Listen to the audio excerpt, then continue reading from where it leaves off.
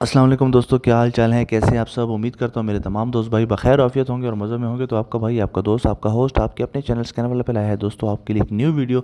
और आज की वीडियो होने वाली है दोस्तों बहुत ही इंटरेस्टिंग। और आज हम दोस्तों होंडा विज़ल को स्कैन कर रहे हैं HDS के ऊपर, और केबल भी यूज़ कर रहा हूँ मोंगूस JLR। ठीक है दोस्तों।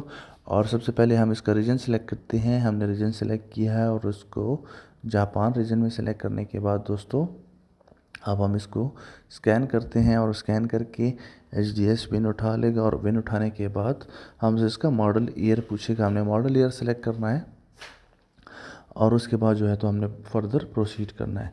तो दोस्तों कस्टमर जो ये गाड़ी लेके आए हैं उनकी कंप्लेन ये है कि गाड़ी जो है तो उसमें पावर भी नहीं है, फ्यूल भी बहुत ज़्यादा कंज्यूम कर रही है, और सम टाइम उनको अंदर जर्किंग फील होती है गाड़ी के अंदर। तो देखते हैं दोस्तों। और गाड़ी जो है तो चेक इंजन लाइट भी देती है। तो अब हम देखते हैं कि हमारा प्रॉब्लम किस चीज़ में है और हमने इसको कैसे सॉल्व करना है। ठीक है दोस्तों। तो सबसे पहले हम जो है तो इस JLR को सेलेक्ट करते हैं और फर्दर हम इसको प्रोसीड करते हैं। ये देखें दोस्तों, हमारे पास जो है तो इसका विन स्कैन हो चुका है। इसकी ऑडो की जो रीडिंग है वो भी जो है तो वो हो चुकी है। हमने इसको क्या करना है, स्पोर्ट्स में दोस्तों, इसका इंजन स्टार्ट करने के लिए हमने इसको क्या करना है, स्पोर्ट्स में डाल देना है, ताकि हम गाड़ी का जो इंजन है वो स्टार्ट रहे। ठीक है दोस्तों। और यहाँ से ये है 2018 मॉडल, हमने 2018 जो है तो सेलेक्ट करना है। और सेलेक्ट करने के बाद हम जो है तो फर्दर प्रोसीड करते हैं सॉफ्टवेयर के अंदर। जी दोस्तों, ये देख सकते हैं हमारी जो है तो प्रोसेसिंग हो रही है। ये है हमारा होंडा सिस्टम। हमने होंडा सिस्टम को सेलेक्ट करना है और होंडा सिस्टम के अंदर हमने जाना है। ठीक है दोस्तों। आप डबल क्लिक भी कर सकते हैं होंडा सिस्टम के ऊपर, और यहाँ पे क्लिक करके यहाँ राइट कॉर्नर पे आपको नीचे बॉटम में एक गुड का निशान नज़र आएगा, आप वहाँ से भी कर सकते हैं। ये है हमारे पास, हमने जाना है PGM-FI में। और दोस्तों होंडा विज़ल जो है तो ये है GDI टेक्नोलॉजी, इसके अंदर यूज़ की जाती है गैसोलीन डायरेक्ट इंजेक्शन।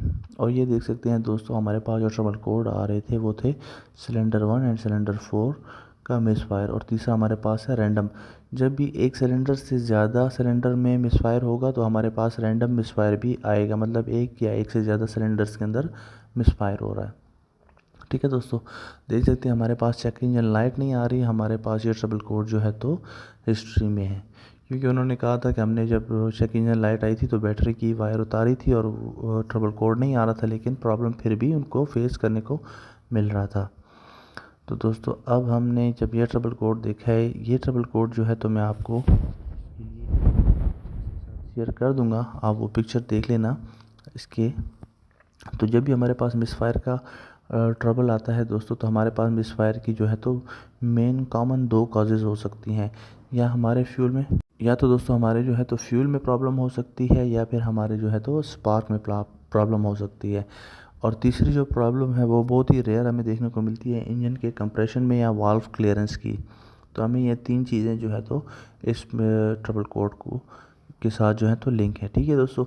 और क्योंकि ये GDI है दोस्तों, तो GDI जो है डायरेक्ट इंजेक्शन का मतलब ये होता है दोस्तों, जो हमारे जो पोर्ट इंजेक्शन होती है ना, उसमें इंजेक्टर जो होता है वाल्व से पीछे लगा होता है।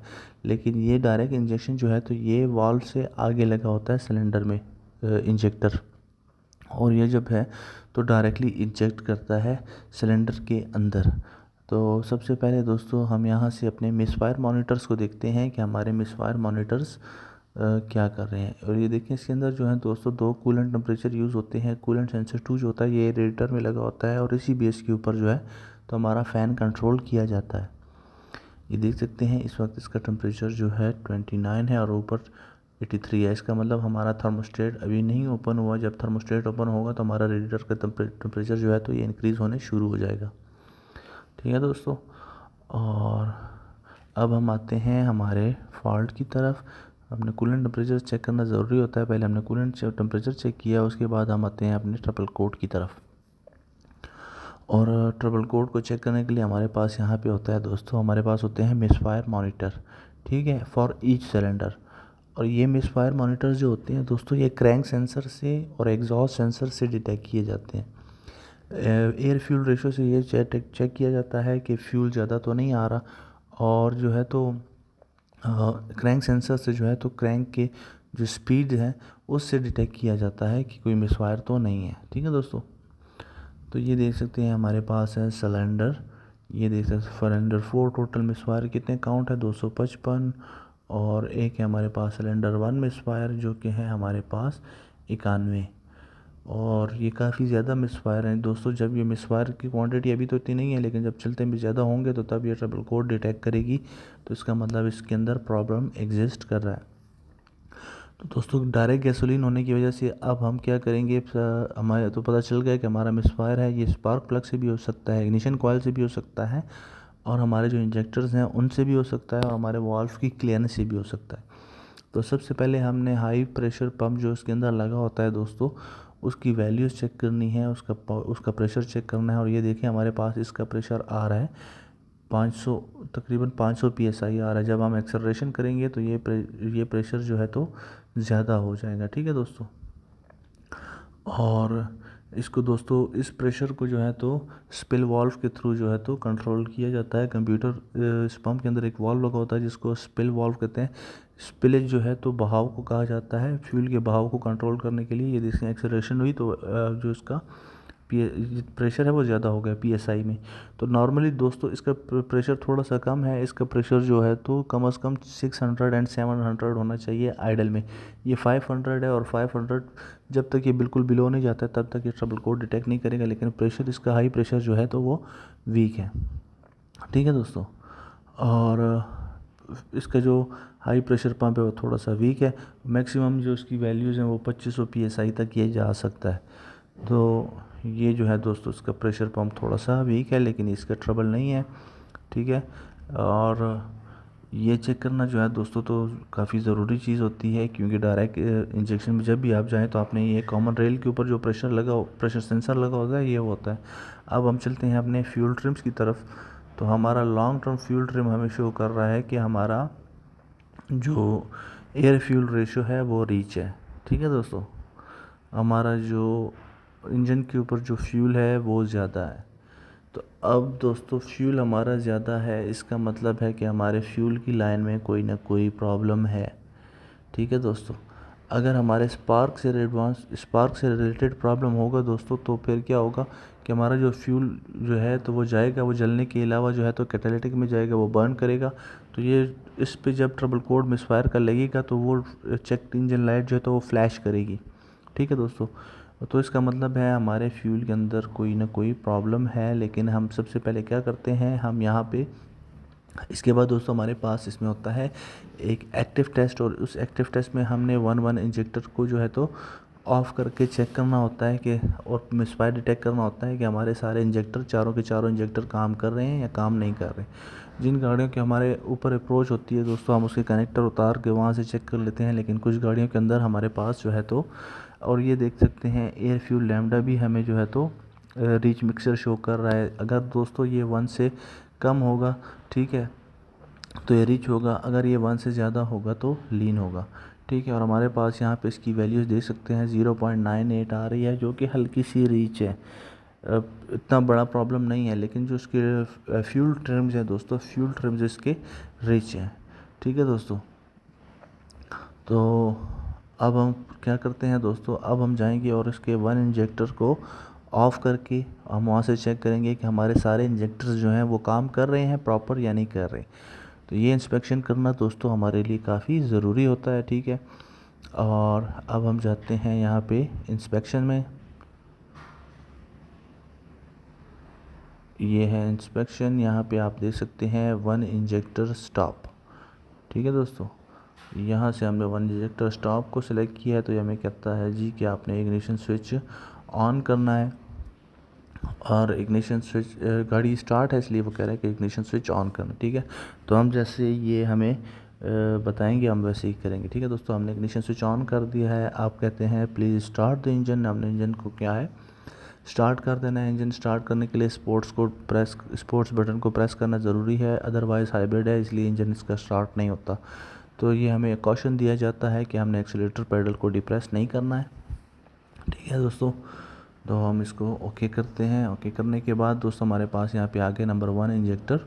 ठीक है, तो अब जैसे ही हमने इसको किया दोस्तों, गाड़ी के अंदर जो है तो हमें मिसफायर होना शुरू हो गया। इसका मतलब हमारा नंबर 1 इंजेक्टर जो है तो वो प्रॉपर काम कर रहा है और मिसफायर अंदर फील हो रहा है। ठीक है दोस्तों, अब हम क्या करते हैं, अब हम इंजेक्टर नंबर 2 को इनएक्टिवेट करते हैं। ये देखें, ये अभी भी नंबर 2 के ऑफ होने से भी गाड़ी के अंदर जो है तो हमें जर्क फील होना शुरू हो गया। ठीक है दोस्तों, तो आपको भी जब गाड़ी में आप बैठे होंगे तो आप इसको ऑन ऑफ करेंगे तो आपको ऐसे देखें जैसे अभी हमें इधर फील हो रहा है।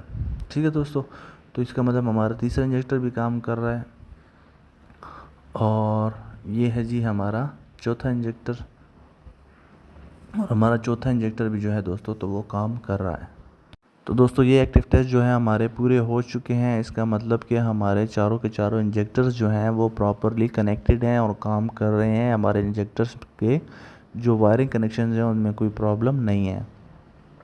ठीक है दोस्तों, इसके बाद दोस्तों अब हम क्या करते हैं, अब हमने करना है एक दूसरा इंस्पेक्शन। ठीक है, और वो इंस्पेक्शन दोस्तों वो करना भी ज़रूरी है ताकि उसमें हमें बहुत सारी चीज़ें जो है तो पता चल जाती हैं। और डायरेक्ट गैसोलीन इंजेक्शन जो है तो उसको चेक करने के लिए हमारे पास ये है direct injection fuel pressure test. ठीक है दोस्तों, तो इसमें देखिए हमारे पास फ्यूल प्रेशर की लिमिट भी है। यहाँ पे हमें बताई गई है कि ये कम से कम फ्यूल प्रेशर का ट्रबल कोड, ज़्यादा से ज़्यादा प्रेशर का ट्रबल कोड इस पर डिटेक्ट होता है तो उसके बीच में प्रेशर रहता है या नहीं। तो ये हमें कुछ इसके कॉशन कंडीशन बताई जा रही हैं।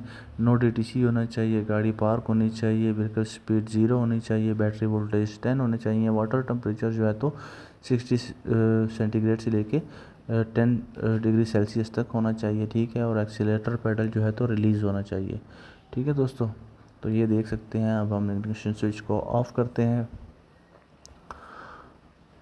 अब हमें कहा जा रहा है इग्निशन स्विच को ऑन करने का। इग्निशन स्विच हमने दोबारा ऑन किया। अब हमें कुछ टाइम, थोड़ी सी टाइम इसके लिए वेट करना पड़ेगा। अब इग्निशन स्विच ऑन है लेकिन प्रोसीडिंग नहीं हो रही।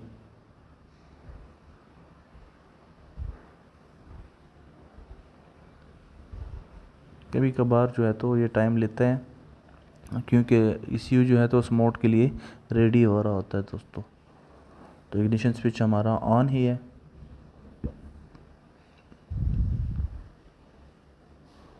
और आज बहुत ज़बरदस्त बारिश भी हो रही है दोस्तों, काफ़ी अच्छा वेदर है। देखते हैं जी अब क्या होता है। ये जी अब हमारे पास आ गया turn off all electrical devices, centre steering wheel.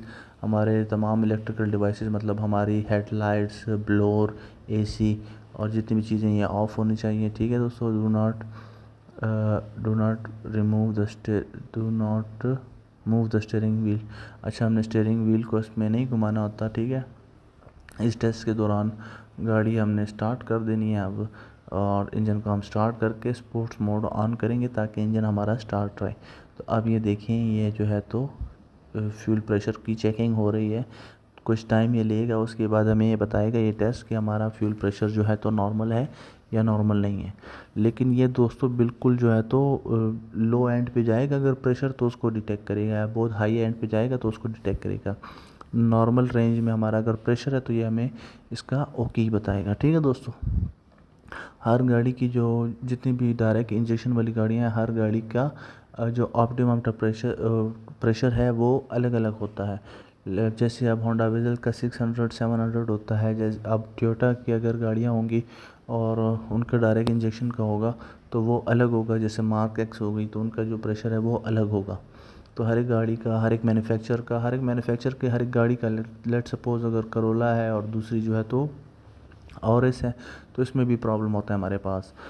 और हर एक गाड़ी का आपको मैनुअल के हिसाब से चेक करना पड़ता है कि उसका प्रेशर कंपनी ने कितना जो है तो एस्टिमेटेड किया हुआ है। अब दोस्तों हमारा ये चेक भी हो गया। इसका मतलब क्या है दोस्तों कि अब हमारा फ्यूल ट्रिम्स और हम अपने मिसफायर मॉनिटर्स को दोबारा चेक करते हैं। हमारे मिसफायर मॉनिटर्स वहाँ पर ही हैं। सिर्फ सिलेंडर 1 के जो मिसफायर्स हैं वो 53 पे हो चुके हैं, और सिलेंडर 4 के जो मिसफायर हैं वही हमारे पास आ रहे हैं 243। और हमारे फ्यूल ट्रिम से तो रिच है, इसका मतलब दोस्तों हमारे फ्यूल प्रेशर की लाइन में कोई ना कोई प्रॉब्लम है और हमने इसको जो है तो चेक करना है हमारे इंजेक्टर्स को, स्पार्क प्लग्स को एंड इग्निशन कॉइल्स को। इग्निशन कॉइल्स का मसला तो है नहीं, क्योंकि अगर वो होता तो फिर हमारी चेक इंजन लाइट ब्लिंक करती है। ठीक है दोस्तों, और प्रॉब्लम जो हमारा है तो हमारे फ्यूल ट्रिम्स भी हमें रिच हैं, तो इसका मतलब है हमारा जो प्रॉब्लम है वो हमारे इंजेक्टर्स में ही है 100% कन्फर्म। तो ये देख सकते हैं यहाँ पे हमारे पास जो शॉर्ट ट्रिम है वो कितना आ रहा है दोस्तों, 0.89। ठीक है, और यहाँ से देखें ये होना चाहिए हमारे पास 1। ठीक है दोस्तों, स्टोकियोमेट्रिक रेशो भी कहते हैं या इसको कहते हैं इक्विवेलेंस रेशो, और ये हमारे पास होनी चाहिए 1, जबकि ये हमारे पास है 0.8, तो इसका मतलब ये फुली रीच है। ठीक है दोस्तों, और फुली रीच होने की वजह से जो है तो इसका मतलब हम कंफर्म है कि हमारा प्रॉब्लम हमारे फ्यूल की लाइन में है। और अब हमने क्या करना है, अब हमने अपने फ्यूल की लाइन को चेक करना है। ठीक है दोस्तों, अब हम क्या करते हैं दोस्तों, अब हम गाड़ी का जो है तो हाई प्रेशर पंप को भी चेक करते हैं, उसको भी रिमूव करके चेक करते हैं, और हमारे जो फ्यूल इंजेक्टर्स हैं उसको भी चेक करते हैं। अच्छा दोस्तों, इस डायरेक्ट इंजेक्शन वाले जो गाड़ियां हैं इनके जो फ्यूल इंजेक्टर्स हैं तो वो जो हमारी लॉन्च की जो इंजेक्टर टेस्टिंग की जो मशीन थी CNC 602 या 603 वो नहीं चेक कर सकती।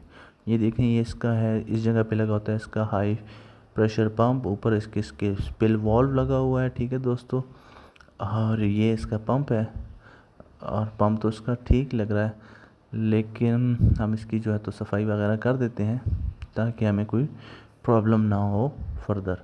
और ये इसके जो है दोस्तों इंजेक्टर्स हैं, तो इंजेक्टर्स को हमने दोस्तों इसके लिए हमने एक सिस्टम बनाया हुआ है। इसके इंजेक्टर जो हैं तो इस मशीन पे चेक नहीं होते हैं, लेकिन हमने अपनी मशीन को मॉडिफाई कर दिया ताकि हमारे पास, ये देखें दोस्तों, ये है ये देखें दोस्तों, आपको अभी इस पिक्चर में शो हो रहा होगा, हमारे पास जो एक इंजेक्टर है उसकी देखें वैल्यूज़ वो कितना है, बिल्कुल कम है। दूसरा देखें, दूसरे एंड पे जो है वो हमारे पास है सिलेंडर 1 वाला इंजेक्टर, जो उससे कदरे ज़्यादा है, और बाकी जो है उनमें भी थोड़ा सा डिफरेंस है, लेकिन वो नॉर्मल है। ठीक है दोस्तों, तो इसका मतलब हमारा प्रॉब्लम जो है हमारे इंजेक्टर्स में था, हमने इसके 2 इंजेक्टर्स रिप्लेस किए और हमारा प्रॉब्लम जो है तो सॉल्व हो चुका है।